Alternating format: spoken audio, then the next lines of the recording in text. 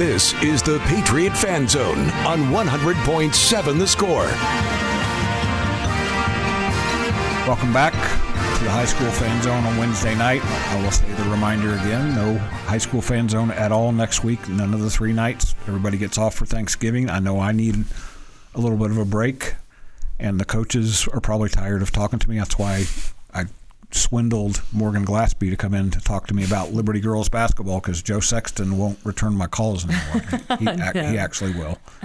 But this is 2 weeks in a row when somebody else has come in, so I'm going to drag him back in here eventually. So, besides, I wanted to talk to Morgan Glaspie because her team is 1-3. Yes.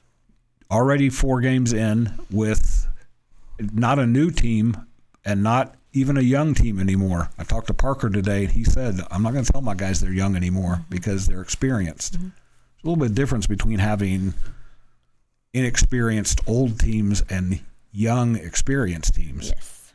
You're kind of getting used. You're playing the hand you were dealt. Are you kind of getting used to that concept? Yeah, I mean, even last year, I wouldn't really use that excuse because, there's schools around us that play, and we did have all freshmen and sophomores in this year. We're juniors, but, there's good athletes that are at that age at any school around this, especially this area. Yes. And so we tried not to limit ourselves on telling them they're young and they're inexperienced. And this year especially, we talk about, you are experienced and you've been there before, so the expectation. So we really try not to talk about it. We try not to reference it because they are experienced. They should be playing at a different level and know what to expect and be more advanced in everything that we do. You heard me talking to Chip Darden a minute ago. You also have that West Texas girls basketball thing going that those girls have been working to get to this level since they could dribble a basketball. Yes, that's kind of why one of my coworkers and I actually had this conversation a couple of weeks ago about that's why I could never use the freshman and sophomore excuse, because if you go through any program around this area in the Panhandle and the South Plains, there's freshmen and sophomores who are talented on varsity basketball teams making a difference. They're all state players. So in this area, you can't limit it to an age. I mean, we played Littlefield last night, and they have a freshman that's going to be, she's already talented. She's going to be talented. New Home has a freshman. We have some freshmen and sophomores that are stepping up. So anywhere you go in this area, you're going to have young kids that are talented players. And you talk about them like they're seniors in high school, and you forget that they're 14-year-old kids. So West Texas is just different. It's a special place to play. I don't think some kids understand that until, I went to Tarleton and in a different area, and I've been in West Texas, the Permian Basin, and people just don't understand it. It's just a different way of life, and I enjoy it. I'm glad I'm back here. I'm glad I get to coach around it and be around these coaches and legendary coaches, and every year, every team's good, whether they lost people or have people back. So for those who don't know, Morgan is from Hale Center originally, but Hale Center is basically bedroom community for Plainview, so you spend a lot of time around Plainview. That's what she's not going to have any inkling of this. I met her when she was probably when you first started dribbling a basketball, and what you just said, I think it was Jaden Isler and I talked about this when he was on a few weeks ago. When Danny Wren's teams went to the state tournament and won it 3 years in a row, I think it was Dallas Lincoln each year. I know it was 2 of them. And my late father-in-law, Tom Hall, told me that he always enjoyed watching when the Dallas Lincoln folks would walk out and see Plainview on the other side. They'd kind of exhale like, okay, we got this. And then Plainview would start playing. Yes. And I'm guessing you were at some of those games. Oh, yeah. Coach Wren treated me like I was his own daughter. And so I was, him and my dad were college suite mates. They were best friends. And Junior Ashmore's, yes. Morgan's father. So after Dad was in Health Center, he was the athletic director, boys coach, girls coach. We moved to Plainview. My mom was born and raised in Plainview, so that's kind of her hometown. Dad was born and raised in Health Center. And so when Dad and Coach Wren got to coach together, it was special. But one year they actually surprised me and picked me up from school in the charter. Oh, wow. And I got to ride with them. And I think it was Alicia's senior year. But got to go on the state trip and sit on the bench and do everything. So it was pretty special. And here's the connective tissue. You mentioned Alicia Robertson, who I met when she was your girl's age. You mentioned Danny Wren treating you like you were his own. Mm-hmm. Well, now number 21 yes, in a Liberty uniform is Reagan Wren. Yeah. And I told you one of my favorite moments last year was just looking down there, and there was Alicia, you, and Reagan standing there talking to each other. I thought it was I wish somebody would have gotten a picture of it. We actually have one. We played Lubbock Christian, and Alicia has a girl that plays there, and her dad coaches, so it was special. Life kind of comes full circle, and I actually talk about that a lot with Reagan when you watch her thrive. And she's a funny kid. She's an ornery kid, but there's just so many things that she does that Coach Wren would love to be around and see, and I wish he could, but I tell her all the time that her dad would have loved to see her in this phase of life and how successful she is, and she's a good basketball player, and he, put a lot of time into her. And I'll never forget when Coach Wren, his Plainview team, when Reagan was in elementary, they played a playoff game at Monahan's, and my brother was the boys coach there, and he texted our group and said that you should see Coach Wren's daughter dribble already. She's amazing. And so it's just crazy that now we get to do this together, and I think it's special, and I don't take it for granted because I'm glad that I get to be a part of her life. I think I told your dad when I saw him last year that Danny and my father-in-law, Tom Hall, are probably at this time of year are probably up there drawing up plays and commenting on how things are going down here. Yeah. So 100%. I believe it. Yep. And I've known Reagan even when she was probably before she was born because they were backdoor neighbors. So it's been fun to watch you guys grow, and it's going to be fun to watch this team. I'm looking at your roster now, and not that this is a surprise, but you have so many players back who contributed last year. I talked to Parker today, Parker Hicks, the boys coach at Liberty. How different is it coaching this team this year? We're coming up on a break, so I'll let you come back and talk about it, but I'll plant the seed. Last year you had to start from square one, go fundamentals. Now the fundamentals are there. You can do a little bit different. Practices are a little bit different. So I'll come back when we come back. I'll get you to talk about that. Liberty football season's over, obviously. Sorry, Joe, but you should have come in and talked to me one of these times, and we would have gotten over that.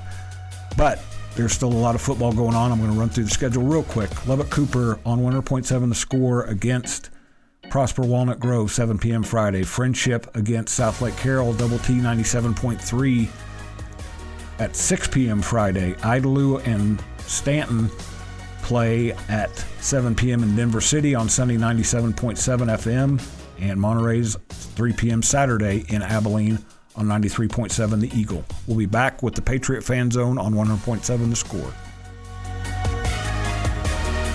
Bringing you the latest news from Liberty Athletics. This is the Patriot Fan Zone podcast from 100.7 The Score. Welcome back to 100.7 The Score in the High School Fan Zone. This is the Patriot Fan Zone on Wednesday night. One more reminder, no Patriot Fan Zone next week, no high school fan zone of any kind next week as we take a break for Thanksgiving. I just had your roster called up and I lost it here. Go back to the question I asked, though. How different has it been so far to coach this team when the foundation, the fundamentals were in place last year? You played 30-some games. Mm-hmm. So you had those girls for an offseason. And I remember Caitlin saying this. It's just so different to have a real complete offseason and then come back. What's it been? How different has it been for you? You have a foundation, and they know the expectation and what to expect, and nothing's a surprise anymore. So like in off season, it wasn't, this is how I want you to do this drill or this drill. They know how they're supposed to do it. They know the effort they're supposed to put into it. They kind of know it's coming. So you can start to rely on leaders a little bit more. And we've talked a lot about that. Disciplined leadership is a word we used a lot this fall, because you should have leaders, because the ones who are natural leaders, they can lead drills and they can make sure everyone's on the right page. And when we're in the weight room, they make sure people are working hard. And so that's been a way better experience, and you can advance, off season a little bit more. And when season starts, you're already 3 months down the road, like schools around us normally are. Right. And not just starting on day one, not even just with your offense and defense, but just laying a foundation on what they need to expect. And this has been a little bit different for you too. You didn't have as many varsity girls who Caitlin was coaching up all fall. You had a pretty key one, Abby Dallas. Yes. But I would imagine that's been somewhat helpful too, to have girls more locked in on basketball. Yeah, and I think it's just they're kind of to the age where some of them are still going to be multi-sport athletes, but some of them are starting to, I want to play volleyball more. I want to play in college. I want to play basketball. So I have 2 or 3 that just decided that they wanted to try and play basketball and, spend more time in basketball. And one of them wants to play in college. And so it was nice, just, again, the leadership, but having the seniority. We don't have seniors, but a few juniors who were in off season, and, they developed a real big leadership quality. And there's, 2 of them that I've really relied on to make sure everyone's doing what they're supposed to and be leaders on the floor. You to say their names because we talked earlier and you told me who they were. I want you to go ahead and break the seal there. Who are those 2? Bailey Fillingham and Ava Kincaid are 2 big ones that they've worked their tail off in off season, and no matter if they don't do it right, they're going to look at you because they know, but they are going 100 miles an hour. And, some coaches say that. You may make a mistake, but I hope you're working hard while doing it. And those 2 are the definition of that. I mean, they work their tail off. They have great attitudes. They know the expectation. They know when they fall short, and they know when they reach it. And whether they're right, whether they're wrong, they're always going to do it the way you want them to. I'm going to throw out a couple of names who Ava in particular reminds me of. Different players that do different things, but the way she carries herself on the court, she reminds me of Reagan Lee from Lubbock Christian and Taylor Bullen from Lubbock Cooper, where they might be able to score. They may be able to score 30 points a game, but that's not what they're thinking. They're thinking, I'm going to go make a play. I've got to make plays to help us win. And watching Ava last year, that's what I saw. Last night she came out for, I think, a minute in the first quarter just to give her a break, and then she guards the best player the majority of the game. Reagan is our next defender up on the best player, but Ava does a great job, and we call her, and the girls will reference this too, our engine. She's our go person. She's what makes our engine run. She's what keeps the energy up. In practice, she's the one that does it. So she's a hard worker, and she's a good one to have around, and she's motivated. She wants to. She's a good communicator. So when you need something from your team, she's a good one to go to because she's going to tell them what that is and how it needs to be done. So she's had a good year, and she had a good off season. Dad needs to have her talk on commercials. Yeah, probably. So what does Bailey bring to the table? What are some of the things that you count on from her? Some physicality and defense, and just she's kind of she works her tail off, and that's the other one we kind of reference that makes us go, but also just some calmness. She's going to do everything you ask her to. She's not going to try to do it fancy. She's not going to try to do things that, sometimes you wish she would shoot more. Sometimes she has to guard the best player. Sometimes she has to guard a post player. But whatever her job is that night, and it can vary night to night. Last year, she defended a post player, or like against Shallowater, she hit 7 threes. So wow. Whatever her job is, she's going to do it the exact way you ask her to. We're coming up on a break here, and I want to correct myself before I get a text from Keith Patrick. Friendship is on 93.7 FM Friday, 6 p.m. in the playoffs. They got slid down radio dial a little bit, but they're still going to be there. We're going to come back for one more segment. One more segment, is that right? There's an inside joke to that. Here on the High School Fan Zone, the Patriot Fan Zone on 100.7 FM, The Score. Breaking down Liberty sports. This is the Patriot Fan Zone podcast from 100.7 The Score. Welcome back to the Patriot Fan Zone. I'm pretty sure this is the final segment. My producer will let me know if I need to hang around any longer. I'm with Morgan Glaspie, the Lady Patriots second-year coach. I told Parker this earlier. I've got to quit saying second-year coach because everybody at Liberty is a second-year coach. Everything's second year at Liberty, which is still – there's still a lot of newness to it. But one thing that's not new, and Joe Sexton and I talked about this early in the football season. Last year when I'd walk in to talk to your girls or the young guys, they looked like freshmen and sophomores. They kind of had that. They weren't physically developed yet. They were just and I've got one of those at home. And then this year you walk in, they're becoming high school kids all of a sudden, which has got to be kind of cool as a high school coach to see those kids kind of grow and develop. Yeah, normally you have your seniors, so you can kind of compare them, but it is kind of fun that you get to see these kids grow up as freshmen to sophomores to juniors. And so it's just kind of fun to be along for the transition and watch them develop and watch them mature and get to be around them while they're doing it.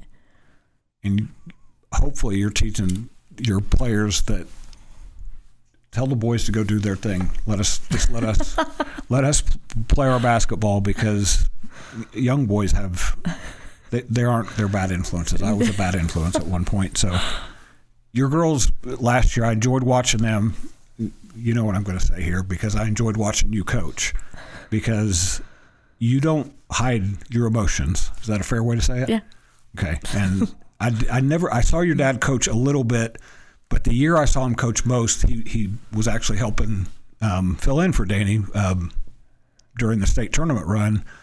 I think he was a little bit calmer, because that wasn't necessarily his team. He was coaching boys, and he slid over to help with girls. Yeah. Your girls fed off of the way you coached them, though. They take your personality to the court. I think that just comes with the relationship you have with them. You know, I tell my dad all the time, it's like he became a grandpa and he was nicer, because, you know, I worked under him for 6 years, and those girls would do stuff and I would be like, you would have reamed us, which was nice. But I think it's just having kids that want accountability, and you don't let them fall short, and you also have to have that relationship with them. And thankfully, I have a really special group of girls that we do have a great relationship, and you know, we hold each other accountable. We know the expectation, they know my expectation, and so they are easy to look in the eye and say, hey, you're not doing what we do or what we learned or what we talked about in the scouting report.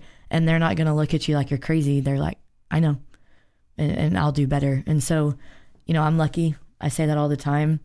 You don't get this lucky a lot.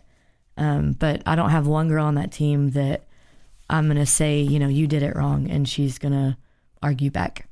They know what their standard is. They know what they're supposed to do, and they're pretty accountable when it comes to doing that. And they're hungry for something in particular. After talking to you and a couple of your girls this summer, you guys didn't get to the playoffs last year. Mm-hmm. You were steaming along right in the mix, and then kind of hit a wall, which I totally understand. That happens to high school kids, especially young ones. Yes. I think Parker put it best, that most kids that you were coaching were used to getting to the end of the season, seeing the final date, and saying, okay, season over. Now we move on. Yep. You don't want that with high school kids. You want them striving for more. How motivated are your girls in a different district, but it's still a very tough district, to break through and be the first playoff team? You know, I just think they understand it now, because Parker and I have had that conversation a lot. We just had so many kids that, you know, come from JV or junior high, and they have a certain date that basketball's over.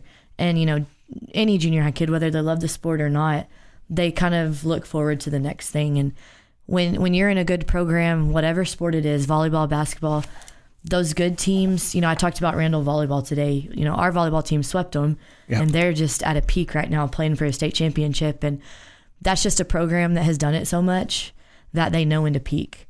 And so I think that's one thing you have to learn. And you're good. Shallow water last year, Canyon, you know, they know that it's not time to turn it off. It's time to turn it up when the playoffs hit. And so I just think that we've seen that now, and we've seen that it's possible, and they know that, you know, we need to be peaking by district, end of district. And when playoffs hit, you're playing for as long as you can, and it doesn't end on a certain date. I can't remember which girl you had me talk to, but they talked about that they've seen the volleyball team put those gold balls in and they've seen the baseball team, and they see the golf team put that really big gold ball, and they want to be part of that party too. Yeah, I mean, it's just contagious. Success is contagious, and, you know, being around people who are competitive and want to do well. And I think that's one thing we have at Liberty, is every sport wants to compete. And so it's nice to be able to feed off of each other. And when our kids see other teams being successful, they want the same thing. And, you know, just every sport being at that level. And they get that from their coaches, who have had a lot of success when they were young people as well. So that is it for the Patriot Fan Zone. That is it for the high school Fan Zone this week. We'll see you back in early December on 100.7 The Score on the High School Fan Zone.